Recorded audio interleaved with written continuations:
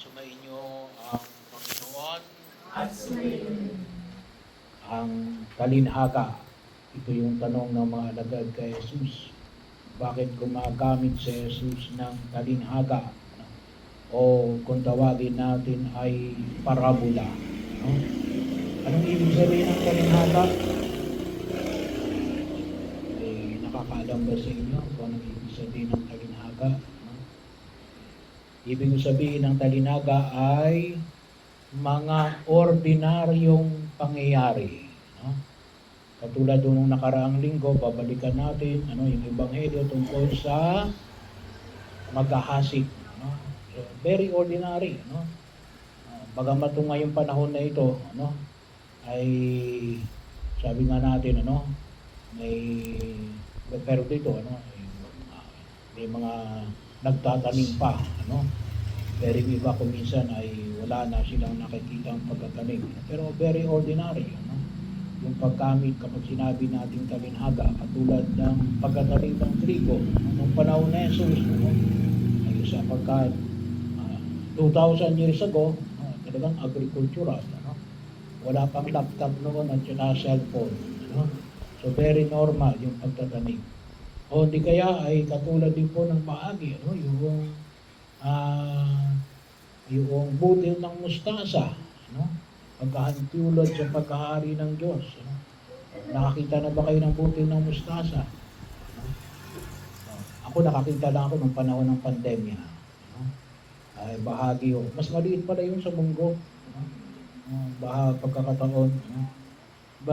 May mga bata ngayon, hindi na marunong ngayon magtanim. Nung una, kasama pa sa paaralan, talagang magtatanim ka. Kahit na hindi ka agriculture. Pero yun ang makita ko natin, ibig sabihin, mga pang-araw-araw na nakikita, pero ginagamit ni Jesus para ipahayag ang paghahari ng Diyos. Ginagamit niya ito para maipaunawa ang paghahari ng Diyos. Kaya nga, bahagi yung nakita natin na alin.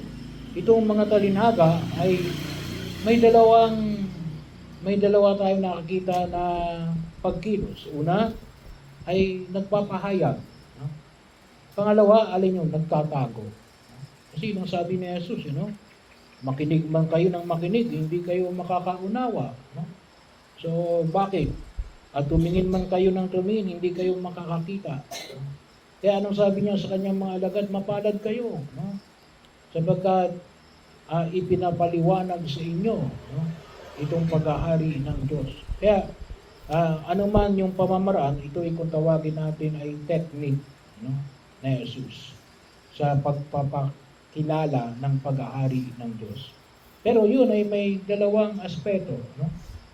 Maaring magbigay sa atin ng pangunawa o maaring hindi ito magbigay ng turo sa atin. Kaya anong kanya yan na Jesus? Ay mag-ingat tayo kasi mayroong panganib. Ano yung panganib? Yung pagiging pagkakaroon ng kalyo. Yung wala ng pakiramdam. So, ang pusong hindi na marunong makiramdam. Pag-ingatan natin kasi kuminsan makita natin, makinig man tayo ng makinig, marami tayong binabasa, halos mabasa na natin yung buong Biblia, pero kuminsan nagkaroon na ng kalyo. Bakit? Walang epekto, walang pagbabago. Bakit? Ayaw nating kumilos, ayaw nating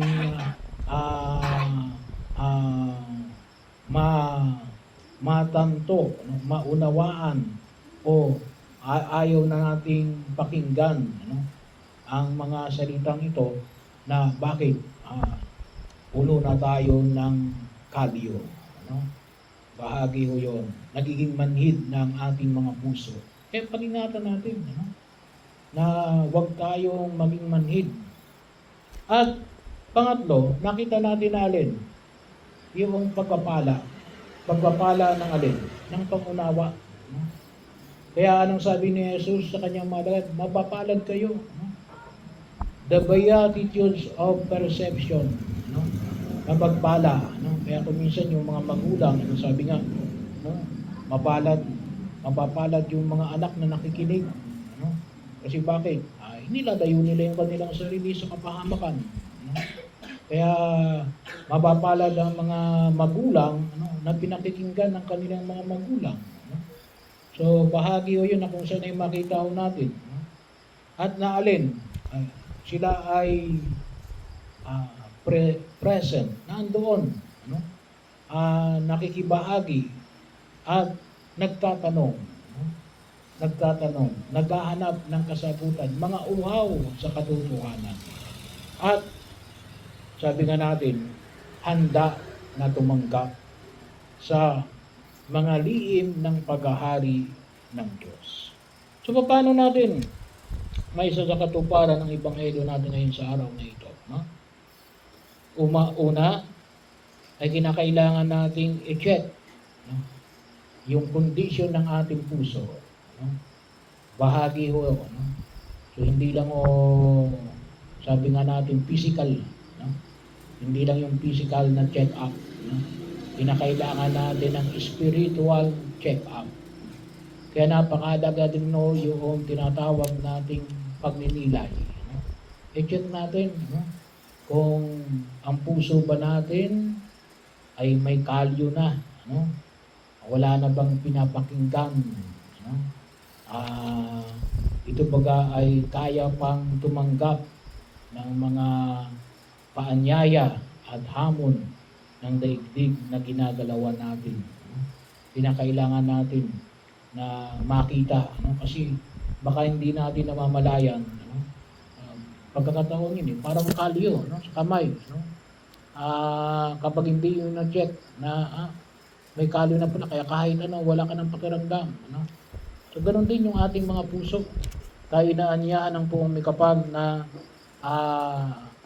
hilingin natin sa harapan ng Poong May Kapal at patuloy tayong magnilay sa biyaya ng Espiritu Santo. Pangalawa, kinakailangan nating yakapin ang paghahanap ng pagkaunawa, no? Sana po hindi matigil yung ating paghahanap ng pagkaunawa, no? Yung sabi nga natin yung kalooban natin na naghahanap na matuto at patuloy na umunawa. Huwag nating isipin na alam na natin lahat, no? Na pagkakataon at makita natin na ito ay kinakailangan natin ng pagpapanibago. Bakit? Yung ugnayan natin tungkol sa ating pananampalataya ay isang paghahalin tulad sa isang relasyon. Maganda ho yung unang pagbasa, no? Sa aklat ni Propeta Jeremias. Anong sabi rito? No? Inalintulad ng Diyos ang kanyang ugnayan sa Israel. No? Ano yung ugnayan ng Diyos at ng Israel? Ano yung ugnayan na ipinamanig rito sa unang pagbasa? Bilang mag-asawa. Yun yung paralel na ipinamanig ang pagpapahintulad ni Propeta Jeremias ng relasyon ng Diyos at ng tao o ang relasyon ng Israelita at ng Diyos, no? Na bilang mag-asawa.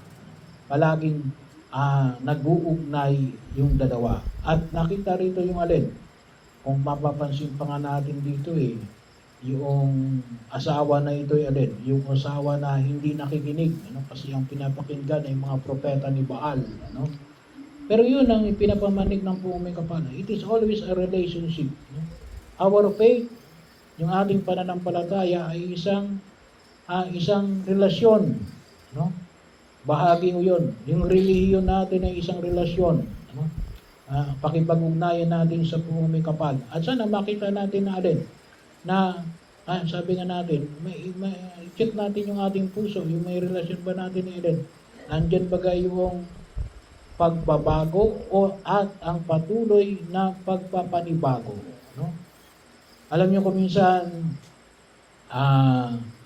yung kalimitan sinasabi ko na huwag tayong masanay na ang maging pamantayan natin ay katulad lang ng dati. Ano? Sapat ang pamantayan ng ating pagkilos at pagkipag-ugnayan natin sa bawat isa at sa Diyos ay alin. Dapat mas maigi kaysa dati. Ano? Kasi tayo ay alin patuloy na nag-aaral at matututo. Ano? So bahagi o yun. Kaya din sa patuloy nating pag-nobinaryo, sa sabi nga natin, relasyon, Santa Ana, San Joaquin, ay bahagi na kung saan, mag-asawa, mga lola at lolo ng ating Panginoong Jesucristo, ay nakita natin, ay relationship din yun, na nawa ay patuloy na umusbong sa nabanggit na pagkilos, At sabi nga natin, huwag natin kalimutan binabanggit ko yun sa mga ikinasal, may kinasal ako kaninang umaga Sabi ko, yung pagmamahalan, kasi ang kinasal ko ay pangalan ni si Eman at saka si Jeremy. Sabi ko, yung pag-ibig ninyo na ipinapamanik sa bawat isa, huwag yung kalimutan na alin, yan ay higit sa lahat, malaking ambag niya na alin, yung pag-ibig ng mga magulang ninyo. Kaya, yung pag-ibig ninyo, tayong lahat, saan nanggaling yan? Kasi una tigitila, itinanim yan nino, ng mga magulang natin, ng tatay natin, at ng nanay natin. Huwag hindi natin pwedeng sabihin na walang kaugnayan. At nawa, habang tayo tumataak sa daigdig na ito, lalo natin ipinalalago yung pagkahalagahan na yan. Kaya, si Jesus, bahagi rin ng kanyang pagkilos na alin, hindi lamang kay Maria, kundi alin, ipinunda rin niya na alin, ng nanay ni Maria at ng tatay ni Maria, si San Joaquin at si Santa Ana. Kaya nga, sa ating panalangin, Lord, open our eyes to see your wonders, open our ears to catch your whisper, and to give it a soft, receptive hearts that are ready to embrace the secrets of your kingdom. Panginoon, buksan mo ang aming mga puso para makita ang iyong mga kababalagan. Buksan mo ang aming mga mata, ang aming mga tainga, upang makita namin ang iyong mga ibinubulong at bigyan mo kami ng maayos at mapagtanggap na mga puso na handang yumakap na makita ang sekreto ng iyong kaharian.